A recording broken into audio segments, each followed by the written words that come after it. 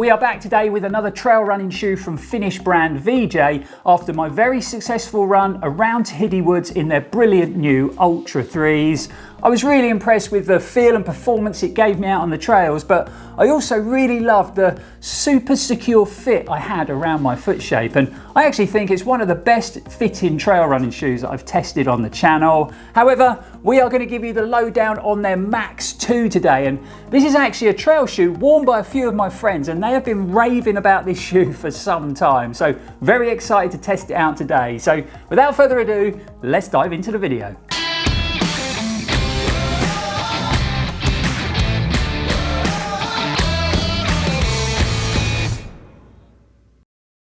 Thanks for tuning in again, folks, and welcome back to the channel. I'm Lloyd Purvis and this is Run4Adventure. If this is your first time here, then thanks for joining us. Really hope you enjoy the video. I hope you find it helpful. And if you have been following us for a while, you'll know that I'm currently recovering from a bit of a damaged left hamstring from a nasty fall that I had out on a tricky section of the coast path. Happy to say recovery is heading in the right direction, and I actually managed to run 23 miles last week, which I know doesn't sound like a lot, but when you're coming back from injury, that's good mileage, and I'm very happy with that. I think I've still got a couple of weeks until I'm back to full fitness, but we are getting there slowly but surely. Right, let's get back to the shoes, and the MAXx2 has been designed to be a nicely cushioned, lightweight, fast, versatile trail running shoe that can handle a big mix of different terrains. It retails in the UK for £149, so that makes it £10 more affordable than the Ultra 3s we tested out last time. Weight-wise, my pair in a UK 9.5 tips the scales at a pretty light 270 grams, so a pretty good weight for a trail running shoe, especially one that has this amount of rubber on the outsole. The heel offset is 6mm, and we get a stack height of 31mm at the heel, 25mm under the forefoot. So it's not as deeply cushioned in the midsole as the Ultra 3s, but they should still feel pretty comfortable underfoot on today's run. And then flipping them over to reveal the superior contact rubber outsole with its 4mm multi-directional lug pattern. Starting at the top, when it comes down to construction, and the MAXx2 gets this lightweight, highly breathable and durable one-piece upper design, and it's actually built off of a foot-shaped last, although I would say it does look a little bit narrower in the toe box and at the midfoot when I compare it to the upper on the Ultra 3s. We've got a very thin gusseted tongue design, but I'm happy to see that VJ have worked in their fit lock technology to the upper, and I was a big fan of this on the Ultra 3s, and it just gave me a very precise and secure lockdown around my midfoot, and it felt great out on the trail. So hopefully we'll get a very similar feeling in these. The ankle collar and heel are quite stripped back as far as padding goes, and we got a pretty standard looking lace system with some overlays around those eyelets for a bit of extra durability. Speaking of overlays, we've got them starting at the heel, running the entire length of the shoe, wrapping around that toe box again, just for a bit of extra substance and durability. And then it's all finished off with a nice toe bumper up front for a bit of added trail protection. Moving down to the midsole setup, and we've got the super foamance thing going on again. So this is VJ's lightweight, high energy returning nitrogen infused foam that's been designed to be lighter, more comfortable, more responsive, and deliver more propulsion than your sort of standard EVA foams. And I gotta say it, I think VJ got the balance just right when it comes to comfort, stability, protection, and performance on the midsole of the Ultra 3s. So hopefully we'll get a very similar running experience from the midsole on these.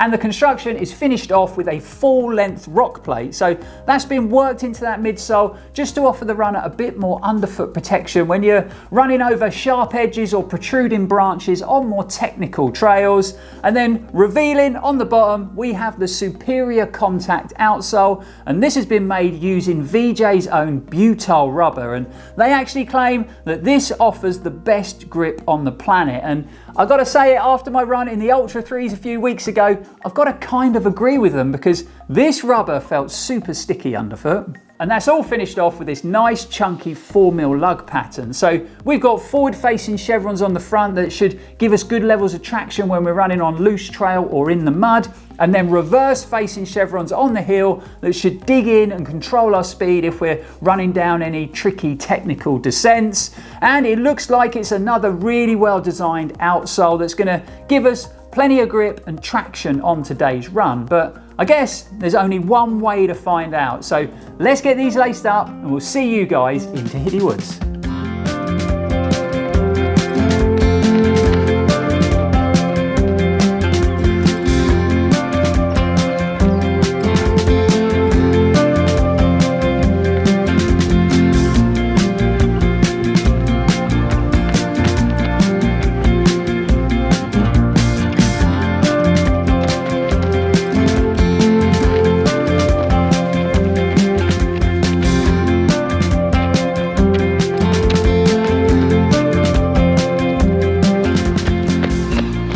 Okay, so we are just coming up to 4 miles. It's beautiful in the woods today. We've got a nice sunny day. It's a bit windy, but the trees are giving us some good shelter and the run is going well so far. So when it comes to the MAXx2, I would say it definitely fits different to that Ultra 3. I've still got that great secure lockdown around my midfoot from that Fit Lock technology, but I am noticing that there's less width, less wiggle room in the toe box. So if you do like a bit of width in your trail running shoes, I would say the Ultra 3 is probably the one to go for. Now for me, that's fine because I've got a reasonably narrow foot, so it's actually working well for my foot shape.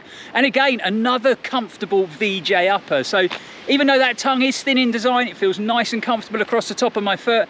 And even though it is quite minimal when it comes to padding around the ankle collar and in the heel, feels really nice wrapped around my foot. As far as the injury goes, well, the update is good. So I actually went and had a massage with my sports massage therapist, Kate. She was down and it's the first time I've managed to get a massage since the injury, since the fall, and it has made the world of difference. I think everything tightened up when I fell over and she's loosened it all up. So feeling good today. Like I said, 4 miles almost ticked off. We're gonna try and get 7 to 8 miles today, so we better crack on.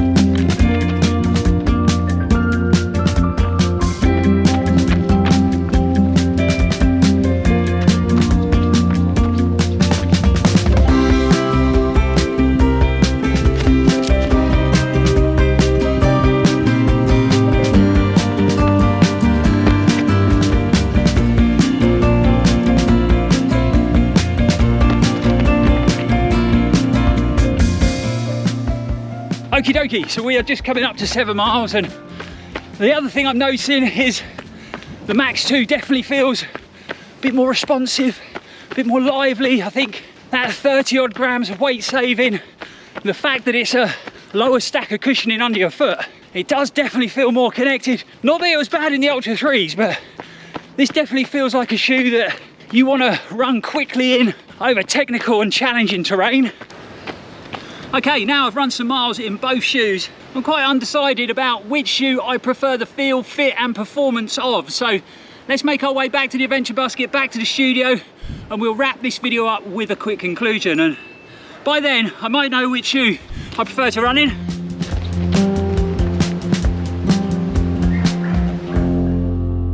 Okay, 7.38 miles in the bag, and I gotta say, I couldn't believe how dry it was in the woods today. You know, it's amazing how quickly things dry up out there on the trails when you have a couple of sunny, windy days down here in Cornwall, because the last time I ran around Hitty Woods, it was super wet and muddy. So very different conditions underfoot for today's run. However, the MAXx2 from VJ handled all of those conditions well. So we had some nice pavement, we had some rocky trails, some woodland paths, and some compacted trails to run on. So a nice varied mix of terrains. Now there's definitely some similarities between these and the Ultra 3s that I tested out recently on the channel, but I do think they perform slightly differently and there is some noticeable differences between the two shoes. I think the first one comes down to midsole setup. So this Super Foamance midsole on the MAXx2 felt nice and comfortable on all the different types of terrain I ran today, and it offered me good underfoot protection, but it did feel like I got a bit more cushioning underfoot with the Ultra 3s, and it felt that way because it is more cushioned. You know, it's got a deeper stack of cushioning in the midsole. So the MAXx2 did feel like it gave me a bit more ground feel and connection when I was running in more technical areas, but the Ultra 3 felt a bit more comfortable underfoot, but I also think it had a slightly more aggressive rocker geometry in the Ultra 3 midsole. So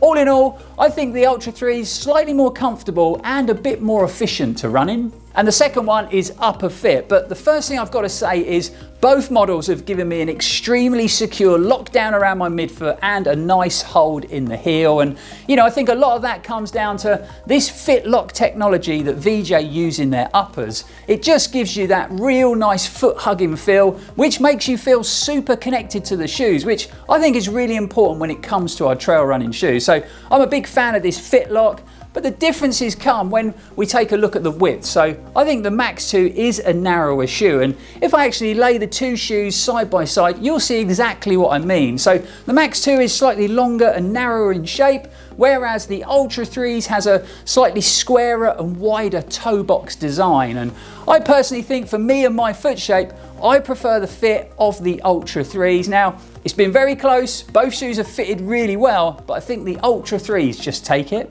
I think it's been really well documented when it comes down to outsole performance on a VJ trail shoe, because everybody raves about the grip and traction they get from them when they're out on the trails, and I'm no different. But obviously we had a very dry run today, so I didn't get to test this outsole out on muddy trails or wet rocky trails. However, it is a very similar design to what I had on the Ultra 3s, although that has got a slightly deeper lug depth of 4.5mm compared to 4mm on this outsole. So I think I actually prefer the outsole on the Ultra 3s, having that slightly deeper lug. It's going to give me a bit more traction if I do pick up muddy sections of trail, and I think that makes it a better option for all year round running here in the UK.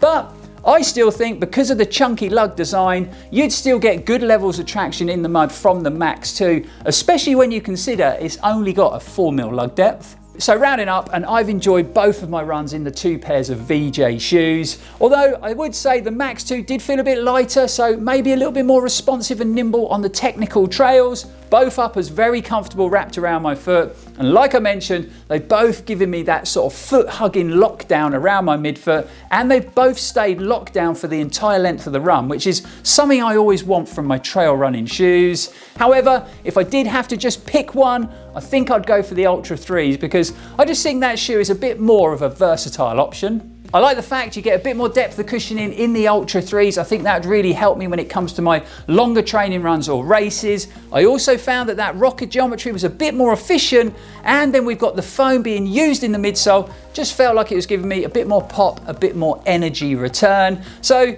it was close, but I think the Ultra 3s would be the shoe I go for. However, I can totally see why a lot of my friends have been raving about the MAXx2 for some time now. Although, I would like to know if they've tested out the new Ultra 3s yet, and it'd be interesting to hear their thoughts. And on that note, it brings today's first impressions video to an end. Really hope you've enjoyed it. Really hope you found it helpful. If you have, don't forget to like, comment and subscribe to the channel, as it really is a big help when it comes to the crazy world of the YouTube algorithm. What I'll do is I'll leave a link to the VJ website in the description below in case you want to check out their full trail running lineup. I'll also leave a link for our first impressions video featuring their Ultra 3s in case you haven't seen it. But for now guys, thanks for watching. It's always appreciated. We'll be back soon with some more interesting running content, and as always, stay safe and keep on running. So I didn't really get to test this lug pattern out on wet trails or slippery rocks. So you might have noticed all those cool angles while I was running, and I bet you thought, how did Lloyd feel then? Well, Liga's with me.